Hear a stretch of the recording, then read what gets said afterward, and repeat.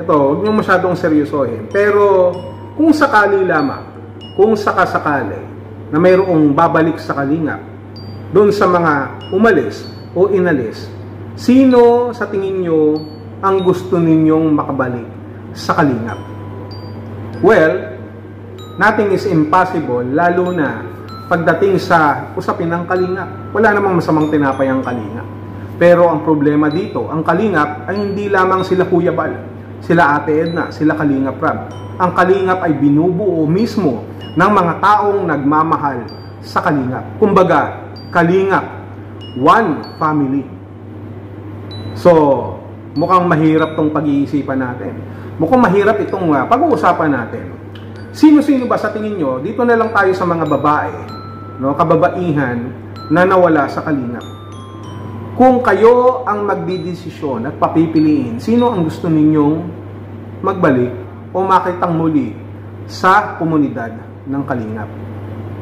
Una, si Erica ba? Si Erica? Malamang hindi. Sapagkat marami ang magtataas ng kilay, marami ang magagalit, marami na naman ang magme-meltdown kapag dumating si Erica o bumalik si Erica, sapagkat magagalit yung mga EDC. Maglalabasan din ang mga EDRICA. Ito'y sinasabi ko lamang yung tendency, no, yung mga possibility kung sakasakaling babalik si Erica, sapagkat alam naman natin na we can never say no, hindi ba? Pero sa tingin ko, kung sakaling ang babalik si Erica, mukhang matindi to. At talaga namang marami ang mabibis mode. Lalo na yung mga loyal na maka-EDC. Doon pa lamang sa Marile, nagselos na. Itong mga EDC supporters, mas lalo na kung si Erica ang makikita nyo muling kasama ni Kalingap Edu. Nasabi ko lang naman yon. Kung sakasakali lang, dahil alam nyo naman na ang EDRICA noon ang isa sa pinakapopular na love team ng Kalingap. Well, kung ako ang tatanungin nyo, hindi na kailangan yun. Mas kailangan ngayon, syempre, ang EDC. Mas importante at mas gusto nating makita pa rin si Kalingap Edu at si Beyonce. Kahit hindi na bumalik si Erica sapagkat marami na ang nasaktan. Labis na nasaktan nang ipagpalit daw ni Erica ang Kalingap sa isang sponsor. Nasabi nila, si Erica daw ay nakalimutang magsuot ng sunglass.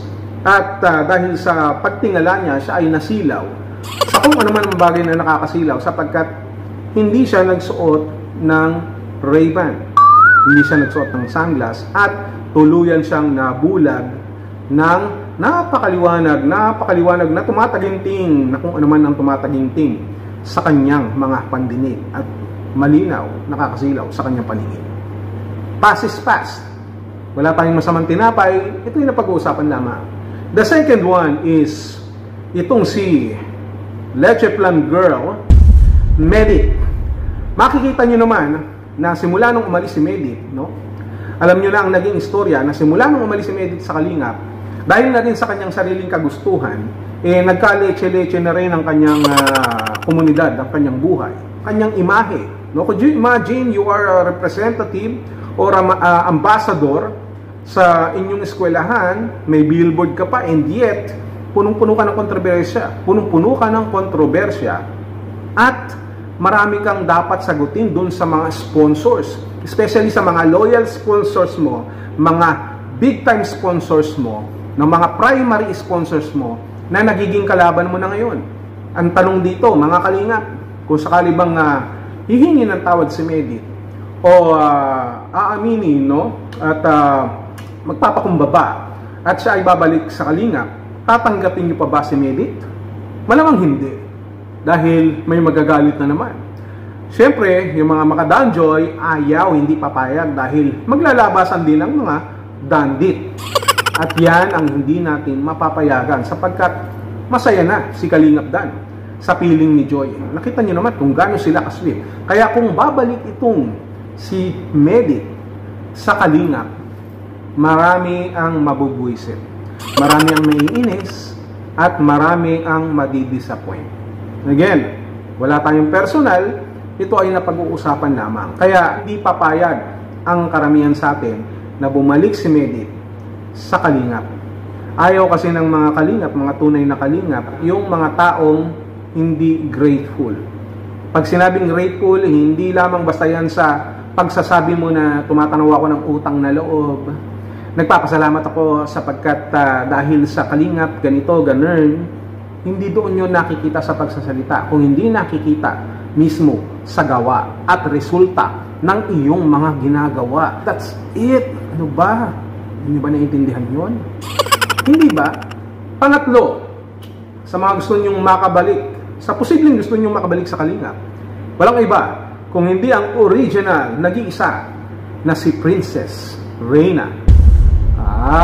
Hindi ba marami ang nasaktan dyan? Nang bawiin ni Nanay Melanie si Reyna sa kalingap. Ang ganda na sana ng lagay ni Reyna sa pag-aaral, no, sa socialization sa kalingap na patuloy na ibinibigay ng kalingap kay Reyna para magkaroon siya ng normal na buhay para sa kanyang tuluyan ng paggaling.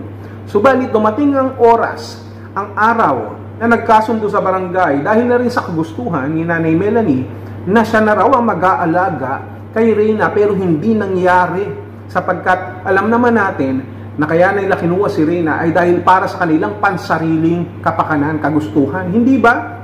Kinuha nila Rowan name, no, nakesyo ganito, Papa St. Luke's, no, papapunta sa Amerika, papagawa ng bahay, no, pag-aaralin, pero lahat ng yan, wala naman pala. Isa lang pala itong panaginip. Panaginip ko sa habang buhay. Walang nangyari. Yan na nga eh. Kita nyo na nga, nag-aaway-aaway na sila. Sila Birador Picua, sila Nanay Melanie, sila Rowenin. So, anong nangyari ngayon kay Reyna? Kawawa naman yung bata. Kaya, kung maniniwala ako o paniniwalaan ko na may isang beneficiary ng kalingap na maaari o posibleng makabalik sa kalingap, ito ay walang iba kung hindi si Reyna. Bakit?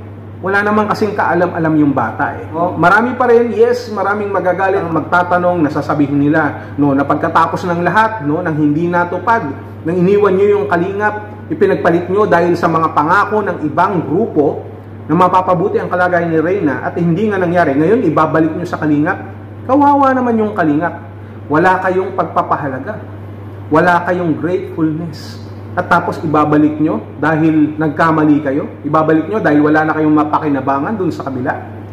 Yun ang mga ibabato na salita sa kanila kung sakaling babalik si Reyna sa kalingap. Pero kung sakasakali na babalik si Reyna sa kalingap, wala namang imposible, walang problema sapagkat alam naman natin na walang personal na atraso itong si Reyna personally sa kalingap dahil walang kaalam-alam yung bata. Yung mismong bata na si Reyna ay nagamit lamang sa pansariling interes ng iba. Kaya kung mayroong maibabalik sa kalingap, walang iba kung hindi posible at may malaking tsansa, walang iba kung hindi si Princess Reyna.